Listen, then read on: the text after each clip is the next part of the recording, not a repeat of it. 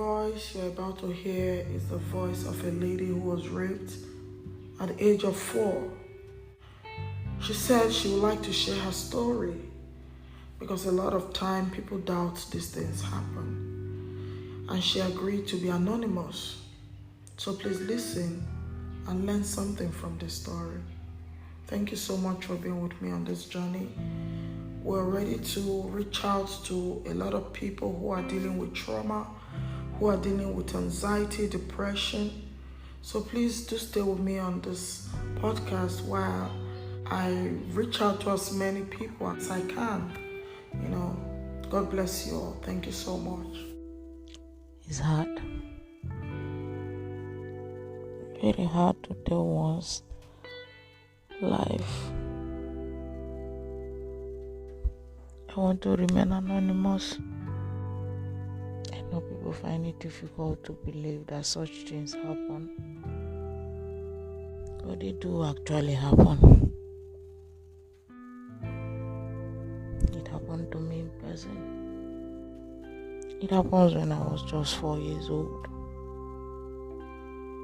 A child, timid, a little no understanding of what it's all about. In the same environment where we live, the neighbor of ours was just moving around with other kids. I was a quiet type in the family, not talking, always sick. I had little to no time to play, but just always quiet at home. The neighbors has called me, a little child with no idea of what exactly was going to happen. He carried me through the window. He laid me down on his bed.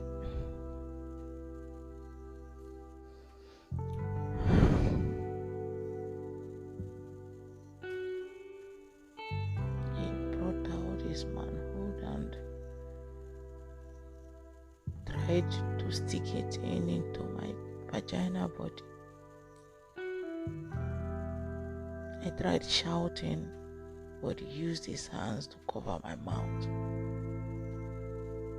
While he reached out with his other hand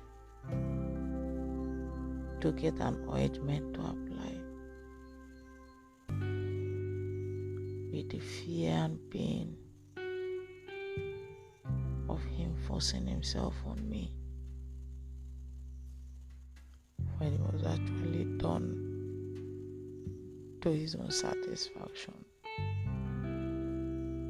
He said if I tried telling anyone how, he was going to deal with me. I went home with the fear nobody knew. Not even my own sisters. Not even my mom. I was just so afraid. That was when I was just 4. How naive of me. And it happened again while I was in school. The headmaster of the school abused me severally because his house was right inside the school premises. He would tell me if I don't go on his errand that he was going to flog me. And I said, then I hate being flogged. I was in primary 4. I hate being flogged by anybody. Sometimes when I'm going to ease myself, he just follow me to where the toilet is and asked me to bend over. If I don't, he was going to flog me. It actually kept on happening until I left that school. And while I was staying with my sister, my sister's husband's brothers did the same thing over and over again. I was scared. I was just so scared that I don't speak. I was just afraid. If I try to tell my sister, I know she won't believe me. She was always beating me, so the thought of discussing with her wasn't there. And the last was when some robbers came to the house. I heard noise. So I came out. When I came out, they used the gun on my face and actually asked me to go back inside the room. And I went back right inside the room. They came in. They came in right inside my room. One pointed the gun on me while the other waited. And they took turns on me. So anytime I hear people talk about rape, I get shaken by it.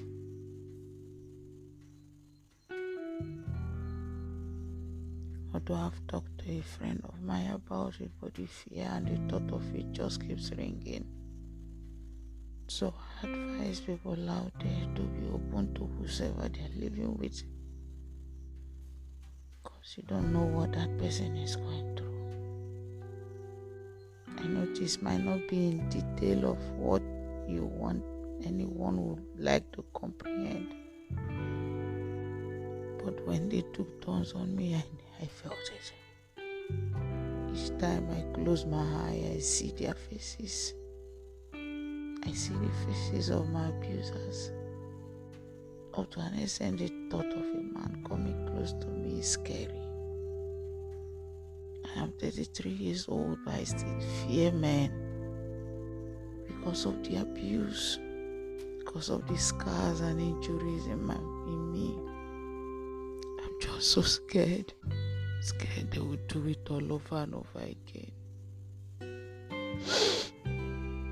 So I hope we learned something today.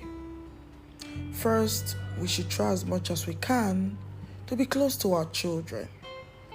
And when a child becomes withdrawn, try and look into what's going on with that child. When a child is suddenly quiet, find out what is happening. A lot of times, something has happened to the child. Do stay with me on Real Life Talk with Blessing. Don't forget to share this podcast.